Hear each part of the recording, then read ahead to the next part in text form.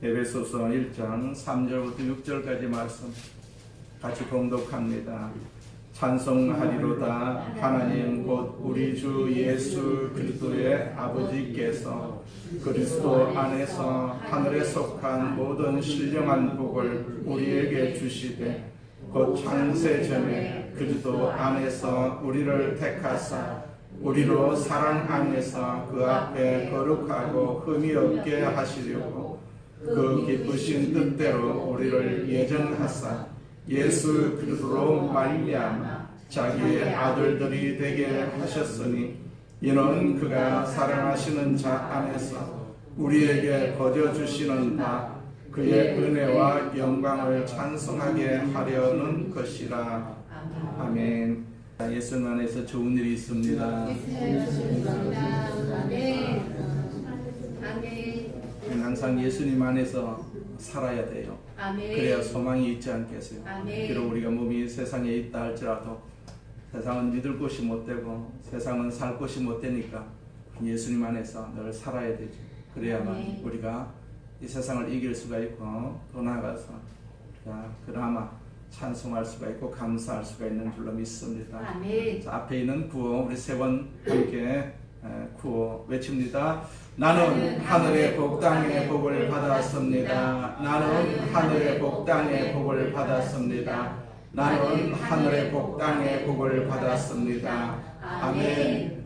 우리는 하나님의 복, 하늘의 복을 우리가 받고 살아야 할 것입니다. 아멘. 좋으신 하나님 아버지, 우리에게 주의 말씀으로 위로하여 주시고 주의 말씀으로 소망 주심을 믿습니다.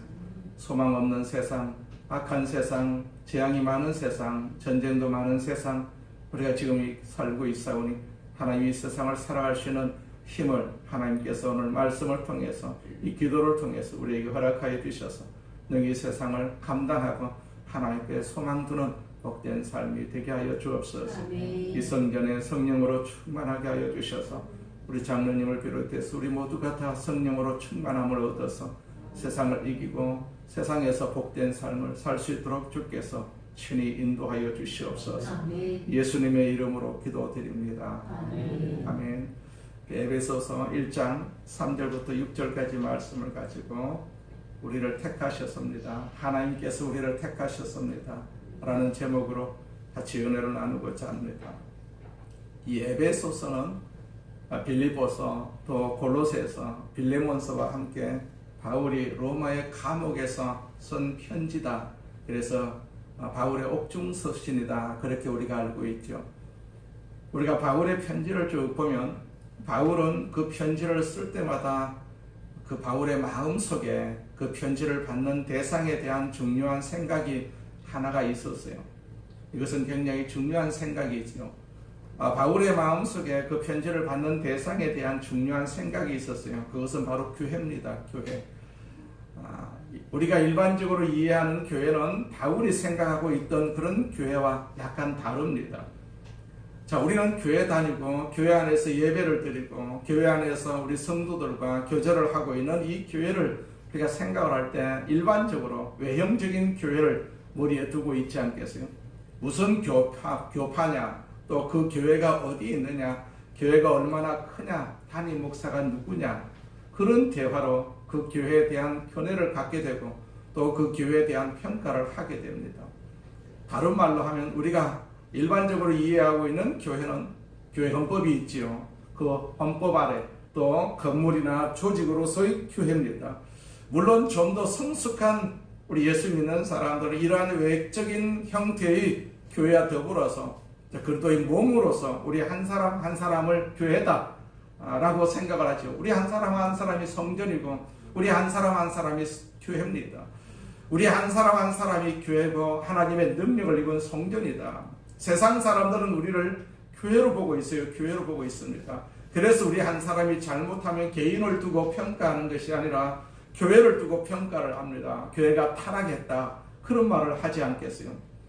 바울은 교회를 언급할 때 철저하게 그리스도의 몸으로서의 교회를 더 깊이 더 우선적으로 생각하고 있었어요. 왜냐하면 바울이 이 말을 할 당시에는요, 지금 우리가 생각하는 교회, 즉 건물이나 무슨 헌법이나 총회나 조직이나 교파가 없었지 않겠어요? 그러므로 우리는 바울 서신을 보면서 바울 사도가 철저하게 그리스도의 몸을 의미하는 교회를 생각하면서 편지를 썼구나, 우리가 그렇게 생각하면 될 것 같아요. 물론 그 당시에도 모이는 장소가 있었어요. 회당이라는 장소가 있었습니다. 교인들이 있었습니다. 그렇지만 바울은 계속해서 그리스도의 몸으로서의 교회를 이야기를 합니다. 1장 22절과 23절 말씀에 보면 또 만물을 그의 발 아래 복종하게 하시고 그를 만물 위에 교회의 머리로 삼으셨느니라. 교회는 그의 몸이니 만물 안에서 만물을 충만하게 하시는 이의 충만이니라. 그렇게 말씀하고 있어요. 이 구절을 쉬운 성경으로 읽으면 이렇습니다. 하나님께서는 모든 것을 그리스도의 발 아래 두시고 교회를 위하여 모든 것의 머리로 삼으셨습니다. 교회는 그리스도의 몸이고 그리스도로 가득 차 있습니다. 그리스도는 모든 것을 완전히 채우시는 분입니다. 그렇게 설명을 하고 있어요. 그러니까 교회에 해당하는 헬라어가 에클레시아라는 단어입니다. 이것은 하나님의 선택을 받은 사람들, 즉 거룩한 사람들이 부름을 받아서 모인 집단을 말합니다. 공동체를 말합니다. 이것이 교회입니다. 그리스도 안에 새롭게 지음받은 사람들의 모임을 교회라고 말합니다.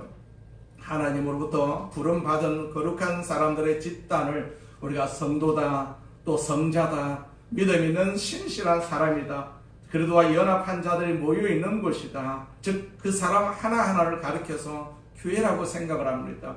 그래서 교회를 몸이라고 이렇게 표현을 하고 있습니다. 우리 몸이 교회입니다. 우리 몸이 거룩한 몸이다 라는 사실이죠. 세상에 비록 험한 세상에서 우리가 살고 있지만 우리 몸이 교회다 라는 사실을 우리가 항상 주장을 하면서 입술로 주장을 하면서 세상을 살아야 되죠. 그래야만이 우리가 세상과 구별되는 그런 삶을 살아갈 수가 있는 것이죠.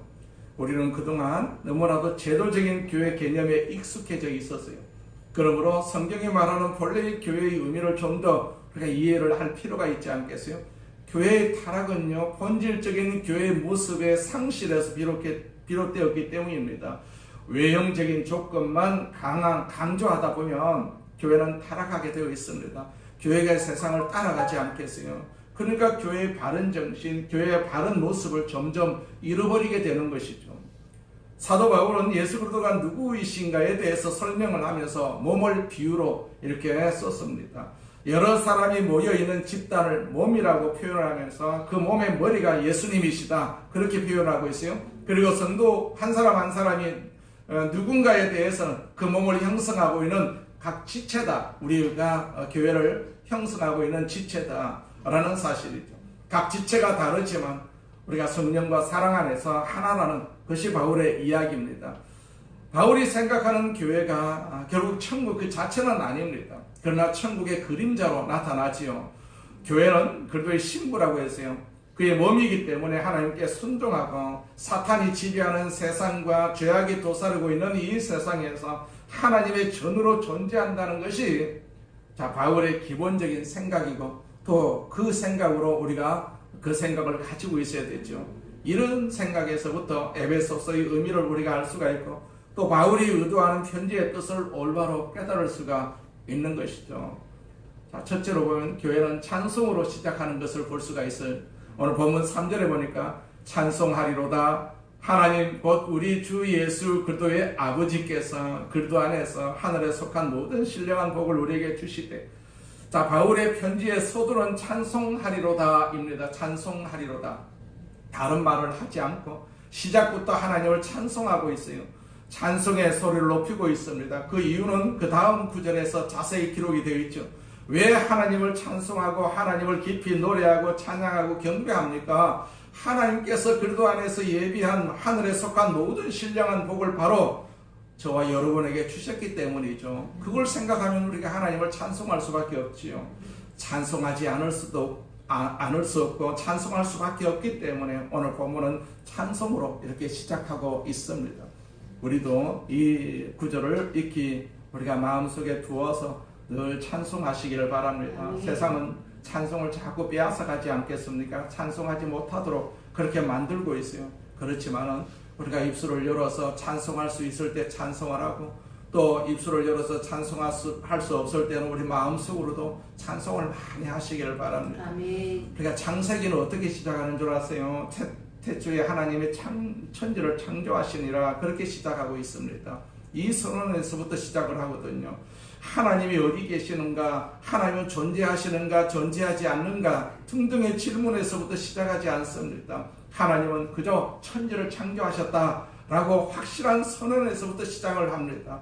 그래서 복음을 가진 우리 예수 믿는 사람은요, 예수를 만난 그리스도인은, 하늘에 속한 신령한 복을 경험한 그리스도인은, 구원을 경험한 그리스도인은 그의 첫 시작을 찬송에서부터 시작을 합니다. 찬송하리로다. 우리가 예배 전에 찬송을 많이 부르지 않겠어요? 큰 교회는 찬송을 더 많이 부르는 것을 우리가 충분히 알 수가 있어요. 찬송으로 은혜 받고, 찬송으로 마음을 열고, 찬송으로 하나님께 영광을 돌리는 모습을 우리가 큰 교회에서는 그렇게 하는 것을 충분히 볼 수가 있습니다.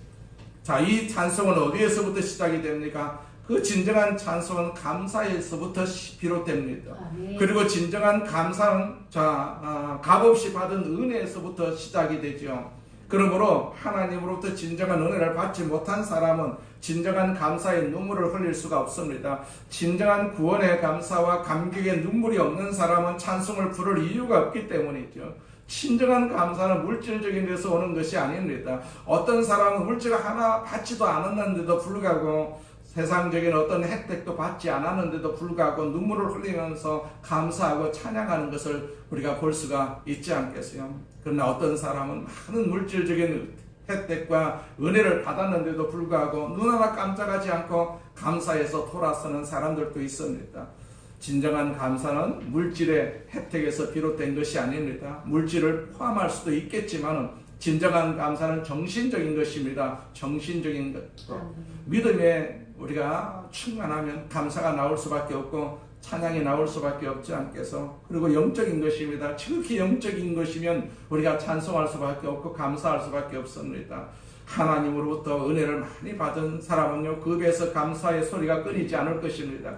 하나님으로부터 뿐만 아니라 어떤 사람으로부터 우리가 은혜를 많이 받으면 그 사람에 대해서 감사의 말을 끊을 수가 없지 않겠어요? 그러므로 감사라는 것은 은혜 받은 자만이 들을 수 있는 참된 어떤 예배의 정신이라고 볼 수가 있습니다. 여기서 이 사용된 찬송이라는 단어는 우리가 신약 성경에서 하나님께만 사용되었던 독특한 단어입니다. 그래서 원어로는요, 율로게토스라는 단어인데, 이 말은 사람에게나 우상에게 쓰여지지 않고요, 온전히 살아계신 유일한 하나님에게만 사용된 단어입니다. 구원과 사랑에 감격해가지고 목이 쉬도록 우리가 찬송을 부를 때가 있었지 않겠어요? 밤에 자다가도 우리가 눈물을 흘리면서 무슨 곡을 하는지는 모르지만 우리가 목이 메이도록 찬송을 부를 때도 있었지 않겠습니까? 찬송은 은혜 받은 자만이 부를 수 있는 하늘의 노래이기 때문에 바울은 먼저 찬송으로 이렇게 시작하고 있음을 볼 수가 있습니다. 감사와 감격과 눈물 없이는 진정한 찬송이 없습니다. 기도가 메마르면요, 찬송도 메마릅니다. 말씀이 메마르면요, 찬송도 메마릅니다. 우리 신앙의 척도는 찬송에 있어요. 찬송에. 입술에서 감사와 찬송이 나오는 사람은 성령 충만하기 때문에 그러한 것이죠. 그러나 성령 충만하지 않은 사람은 그 입에서 자기도 모르게 찬송이 사라지게 됩니다. 감사가 사라지고, 그러면 기도가 사라지고 있는 자신을 먼저 깨달을 수밖에 없지 않겠어요? 그래요, 오늘 이 말씀은 찬송하리로다, 나는 찬송의 도구다 라고 우리가 항상 기억을 할 필요가 있습니다. 다윗은 하나님으로부터 굉장히 칭찬을 받은 사람인데, 다윗이 잘해서 칭찬받은 것이 아닙니다. 한 가지 잘한 것이 있는데 바로 찬송을 잘했다는 얘기면 찬송을 잘했다. 그렇기 때문에 하나님으로부터 칭찬을 받았어요. 어려울 때도 찬송으로 그는 시작하고 찬송으로 마무리하는 것을 볼 수가 있어요. 그렇기 때문에 우리도 이 어려운 시대를 살 때 부디 찬양을 많이 하시기 바랍니다. 아멘. 마음속에 우리가 불안을 이기는 것도 찬양하는 것이고 감사하는 것이라고 할 수가 있어요. 찬양은 하나님께 드리는 것이기 때문에, 감사도 하나님께 드리는 것이기 때문에 우리가 하나님 앞에 감사하고 하나님 앞에 찬양을 많이 해야만이 우리가 이 세상을 이길 수 있는 힘을 얻을 수가 있는 것입니다. 우리가 무엇으로 이 세상을 이길 수가 있겠습니까? 이 세상은 갈수록 험할 수밖에 없는데, 우리의 뜻대로 안 될 수밖에 없는 세상인데 우리가 어떻게 찬양할 수가 있겠습니까? 우리가 하나님을 더욱더 의지하며 찬양할 수가 있고 감사할 수가 있는 줄로 믿습니다. 그래서 감사로 찬양으로 우리가 남은 여생을 충분히 살아야 될 줄로 믿습니다. 둘째는요, 신령한 복 때문에 찬양한다고 했어요. 왜 바울은 찬송하리로다 라고 했습니까? 그 다음을 보면 신령한 복을 우리에게 주시되 그렇게 기록을 하고 있어요. 자, 하나님께서 예비하신 신령한 복을 깨닫고 감사하고 찬양하기 시작했다라는 얘기죠.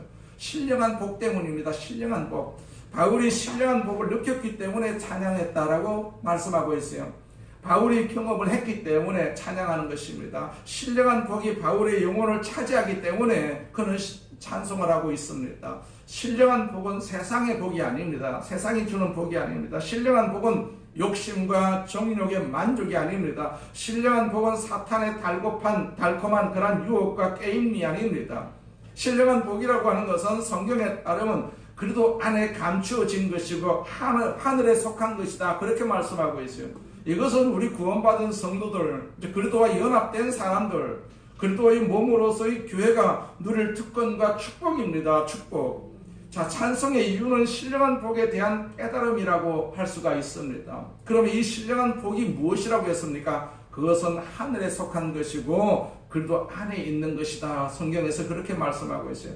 우리 예수 믿는 사람들이 시급히 해결해야 할 문제가 있는데 복에 대한 잘못된 개념입니다. 잘못된 복은요, 우리의 신앙을 잘못된 길로 인도를 합니다. 이끕니다.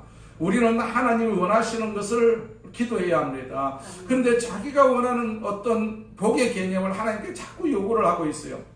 하나님의 뜻에 순종하려는 것이 아니라 내 뜻을 자꾸 강조하고 있는 경우가 많이 있습니다. 우리가 시편 1편에 보면 복 있는 사람은 악인들의 꾀를 따르지 아니하며 죄인들의 길에 서지 아니하며 오만한 자들의 자리에 앉지 아니하고 오직 여호와 율법을 즐거워하여 그의 율법을 주야로 묵상하는 자다, 그렇게 말씀하고 있어요. 시편 32편에서도 허물의 사함을 받고 자신의 죄가 가려진 자는 복이 있도다, 그렇게 말씀해요. 이게 진짜 복이다라는 얘기입니다. 마태복음 5장에 또 보면 마음이 가난한 자, 온유한 자, 의에 추리누고 목마른 자가 복이 있다, 그렇게 기록을 하고 있습니다. 이것이 참된 복이라고 성경에서 우리에게 가르쳐주고 있으면서 이것을 추구하는 것이 진정한 그리스도인이다, 그렇게 말하고 있습니다. 에베소서는 어떻게 말합니까? 하늘에 속한 그리스도 안에 있는 신령한 복이 이미 창세 전에 우리에게 주어졌기 때문에 그것을 누리고 그것을 믿고 그것을 영접하고 그리고 오늘 내가 살고 있는 이 현실 세계 속에서 그것을 활용하고 적용하는 사람이 진짜 복 있는 사람이다, 그렇게 말하고 있습니다. 우리는 성경이 말하는 이 유의 복을 얘기해서는 안 됩니다. 이것 외에 복을 강조해서도 안 됩니다. 물론 오래 사는 것이 복입니다. 승진하는 것도 복입니다. 월급 많이 받는 것도 복입니다. 세상에서 형통하게 살아갈 수 있는 것 역시 복입니다. 돈이 많은 것도 복입니다. 그러나 나쁜 세상에서 형통하게 사는 것은 문제가 있는 것 아니겠어요? 죄악된 세상에서 불의가 관영한 세상에서 형통하게 살아간다는 것은 문제가 있는 것입니다. 그러한 사람은 그것을 자랑할 수가 없습니다. 하나님의 축복이라고 쉽게 말할 수가 없는 것입니다. 의로운 사회에서 의로운 방법으로 의롭게 사는 것은 우리가 충분히 이해할 수가 있지요. 그러나 불의한 세상에서 불의한 방법으로 잘 사는 것, 악한 방법으로 잘 사는 것을 우리가 부려할 필요가 없습니다. 그것을 시기할 필요도 없습니다. 참된 복은 어디에 숨겨져 있습니까? 3절에 다시 보세요. 찬송하리로다. 하나님 곧 우리 주 예수 그리스도의 아버지께서 그리스도 안에서 하늘에 속한 모든 신령한 복을 우리에게 주시되, 그렇게 말씀하셨어요. 자, 하나님께서는 창세 전부터 예수 그리스도 안에서 하늘에 속한 모든 신령한 복을 예비해 주셨어요. 이미 주셨습니다. 그것을 새로 주실 것이라는 말이 아니라 이미 주셨다. 하늘에 속한 신령한 복은 두 가지로 묘사할 수가 있어요. 하나는 그리스도 안에 있는 복입니다. 그리스도 안에 있는 복. 다른 하나는 하늘에 속한 복입니다. 하늘에 속한 복. 이 땅에 속한 것이 아닙니다. 세속적인 것이 아닙니다. 물질적인 것도 아닙니다. 가난한 것이 복일 수가 있고 어려운 것을 우리가 겪는 일이 복일 수가 있고 심지어 죽는 것도 복일 수도 있습니다. 이것이 신령한 복입니다. 이것이 신령한 복. 우리는 신령한 복으로 살아야 됩니다. 세상의 복으로 사는 것이 아니라 신령한 복으로 살아야 됩니다. 하나님을 더욱더 가까이 하고 살아야 됩니다. 말씀 위주로 살고 기도 위주로 살아야 됩니다. 이것이 신령한 복입니다. 이 신령한 복은 그리스도 안에서 이미 주어진 것이고 하늘에 속한 것으로서 이 신령한 복의 내용을 바울은 세 가지로 요약을 하고 있어요. 그 첫 번째는 선택이고요, 두 번째는 구속이고요, 세 번째는 기업입니다. 이 세 가지가 신령한 복의 내용이기 때문에 바울은 먼저 편지의 서두에서 노래하면서 찬송하면서 손을 들어 먼저 하나님께 영광을 돌렸던 것이죠. 그 다음 4절, 5절, 6절은 몸된 교회가 갖게 되는 선택의 문제를 말하고 있어요. 선택은요, 성경 전체 핵심적인 그런 진리입니다. 하나님께서 조건 없이 무조건 우리를 불러주시고 택하여 주셨다라는 사실을 성경에서 쭉 말하고 계시지 않겠어요? 성경은 이 사실을 도처에서 말하고 있습니다. 요한복음 15장 16절 말씀 볼까요? 너희가 나를 택한 것이 아니요 내가 너희를 택하여 세웠다, 그렇게 말씀하고 있어요. 디모데후서 1장 9절에도 보면 하나님이 우리를 구원하사 거룩하신 소명으로 부르심은 우리의 행위대로 하심이 아니요 오직 자기의 뜻과 영원 전부터 그리스도 예수 안에서 우리에게 주신 은혜대로 하심이라, 그렇게 말씀하셨어요. 이 구절을 쉬운 성경으로 읽으면 이렇습니다. 하나님께서는 우리를 구원해 주시고 우리를 불러서 거룩한 삶을 살게 하셨다. 그것은 우리가 이룩한 어떤 일 때문이 아니라 그분의 계획과 그분의 은혜 때문이었다. 이 은혜는 세상이 생기기도 전에 벌써 그래도 예수 안에서 우리에게 주신 것이다, 그렇게 말씀하고 있어요. 자, 이렇게 선택은요 전적으로 하나님 자신의 뜻과 은혜의 결과이지 내 행동과 내 됨의 어떤 조건에 의한 것이 아닙니다. 하나님 우리를 택하여 주셨어요. 우리를 다 택하여 주셨어요. 택하여 주셨습니다. 불러주셨습니다. 불러주셨기 때문에 우리가 이 자리에 앉아 있는 것입니다.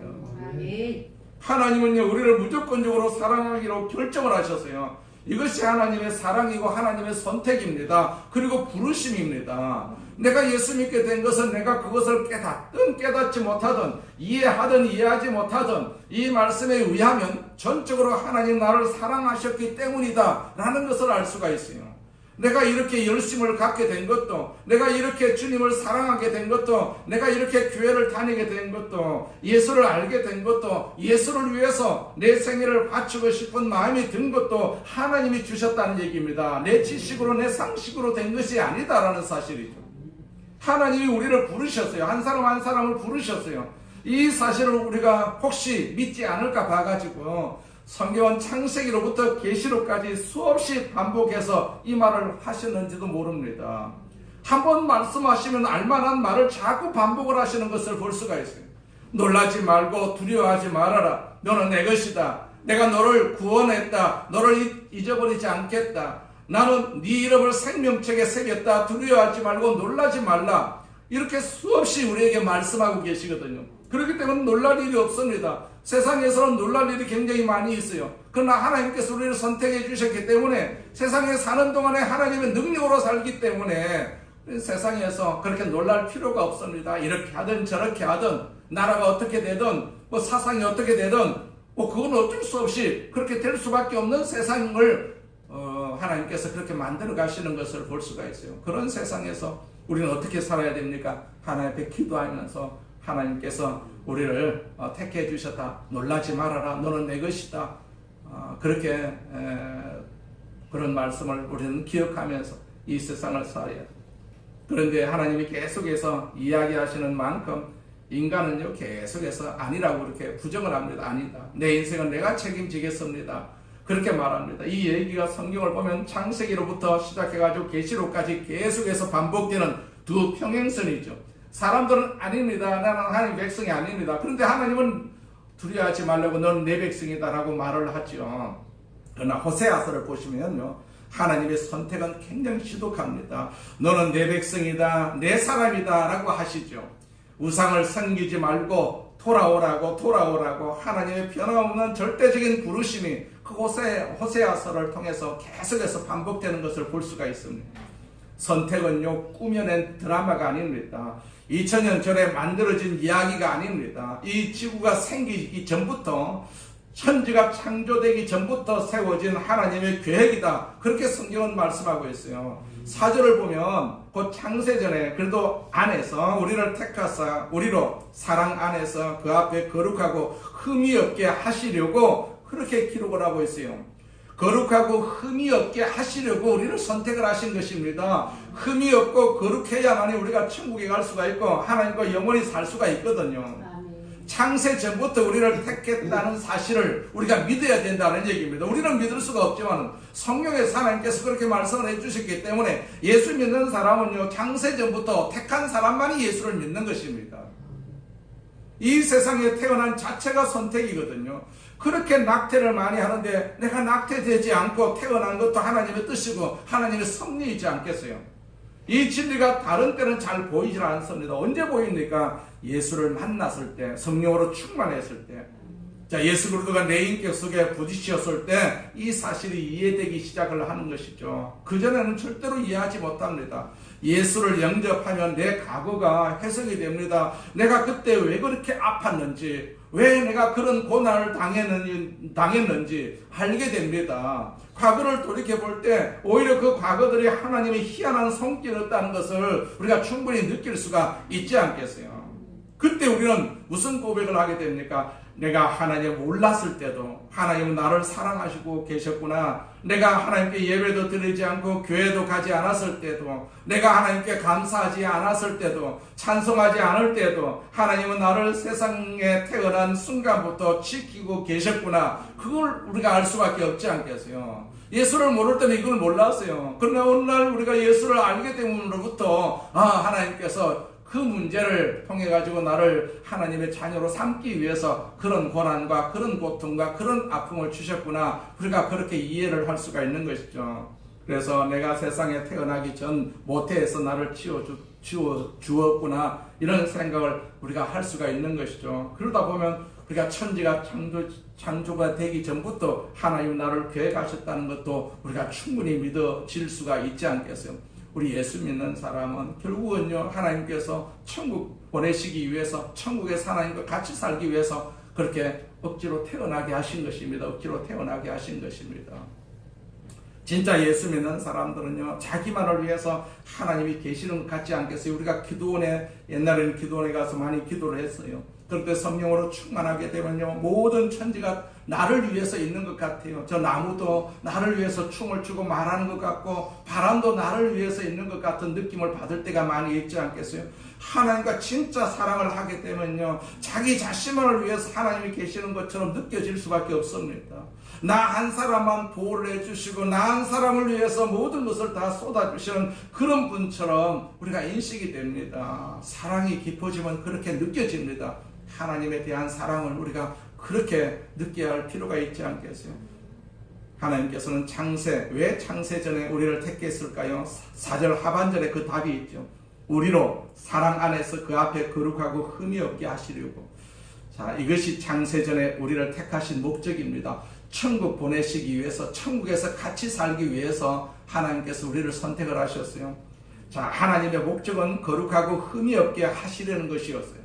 거룩하고 흠이 없어야만 우리가 천국을 갈 수가 있지 않겠어요? 이 세상은 거룩하지 못합니다. 흠이 얼마나 많이 있습니까? 그러나 천국에서는요, 거룩해야 되고 흠이 없습니다. 그 흠이 없게 하기 위해서, 거룩하게 하기 위해서 우리를 선택을 해주셨어요. 거룩은 적극적인 하나님의 목적입니다. 흠이 없게 하시면 소극적인 하나님의 목적이죠. 혹시 흠이 있는 사람이 있습니까? 우리가 인생을 살다 보면요, 저절로 흠이 생길 수밖에 없습니다. 상처가 많이 생깁니다. 누구나 상처가 있고 수치스러운 부분이 있습니다. 땅에 묻고 싶은 부분이 있습니다. 인생을 다시 시작해보고 싶은 생각이 들 때가 참 많습니다. 정말로 말하기 부끄러운 그런 부분들이 우리 인생이 얼마나 많이 있습니다.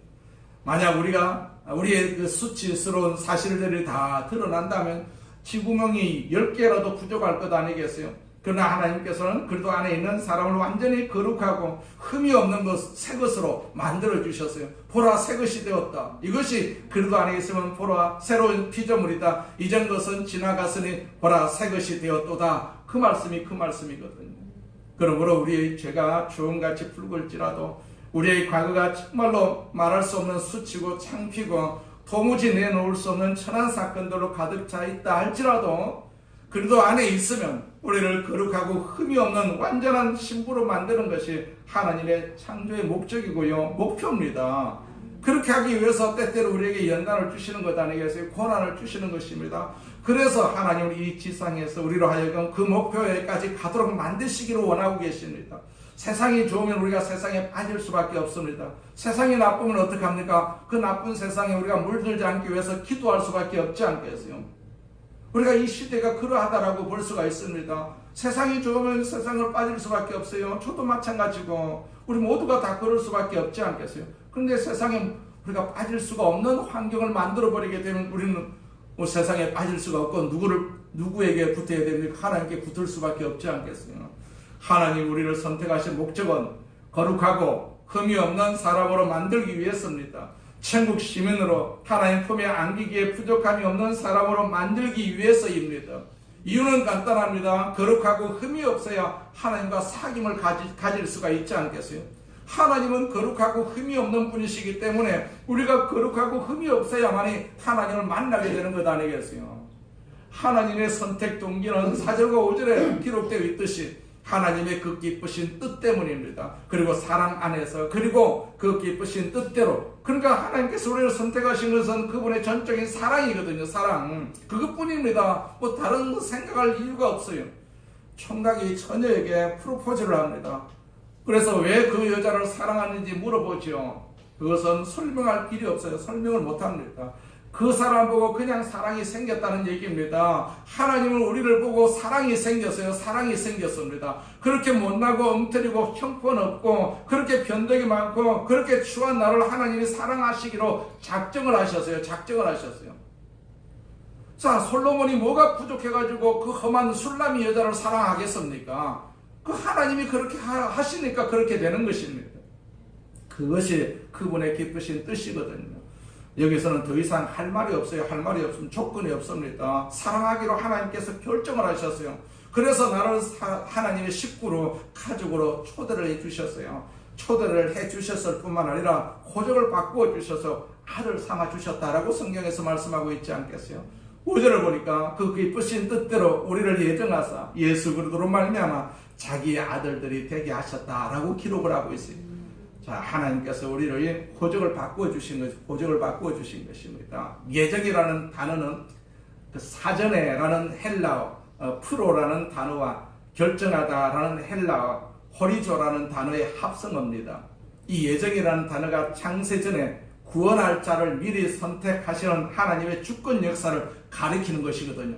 그러니까 우리가 그냥 예수를 믿는 거 어느 날 누구의 권유를 통해 가지고 예수를 믿게 되었다. 나는 그때부터 하나님께서 선택을 받았다. 그런 것이 아닙니다. 예수 믿게 되는 그 동기는 그때라 할지라도 우리가 만세 전에 이렇게 예정되어 있었다. 내가 예수 믿게 될 것이라는 그런 예정을 하나님께서 다 가지고 계셨다라는 얘기입니다. 이렇게 하신 목적이 있어요. 그것은 무엇입니까? 그의 은혜의 영광을 찬송하게 하려는 것이다. 그렇게 말씀하셨어요. 우리는 더 이상 세상의 아들이 아닙니다. 마귀의 아들도 아닙니다. 욕심의 아들이 아닙니다. 거짓의 아들이 아닙니다. 우리는 하나님의 아들입니다. 하나님의 아들. 누가 하나님을 찬양합니까? 하나님의 아들이 하나님을 찬양하는 것 아니겠어요? 우리가 찬양하는 것입니다. 우리가 찬양하는 것입니다. 이 세상이 아무리 험악해도 우리는 찬양하면서 살아야 되는 것입니다. 우리의 영혼을 책임져 주시는 하나님을 믿으시기를 바랍니다. 하나님을 믿어야 되죠. 하나님을 의지하시기 바랍니다. 그분의 선택대로 안전한 안내와 우리가 인도를 받아야 되죠. 그분을 우리는 절대로 거부해서는 안 될 것입니다. 하나님은 우리를 위해서 놀라운 계획을 가지고 계십니다. 그러므로 그분에게 우리가 기도하십시다. 그분에게 물어보십시다. 그분으로부터 우리가 용기를 얻어야 됩니다. 위로를 받아야 됩니다. 그분이 인도해 주시는 대로 우리 인생의 항로를 우리가 같이 걸어가십시다. 우리가 혼자는 걷기 힘들어도 우리가 같이 가면 또 먼 길이라도 같이 갈 수가 있지 않겠습니까? 우리가 이렇게 모여서 교제하면서 이 길을 걸어가는 그런 어떤 동지로, 어떤 힘으로 우리가 여기고 열심히 이 길을 걸어가야 될 줄로 믿습니다. 흠없고 거룩하고 완전한 생애를 하나님께서 우리에게 약속해 주신 것이죠. 그렇기 때문에 늘 찬송하시기 바랍니다. 늘 찬송하시기 바랍니다. 찬송해가지고 우리가 나쁠 것은 하나도 없습니다. 항상 찬송할 수 있을 때 우리가 찬송을 많이 해야 되지 않겠어요?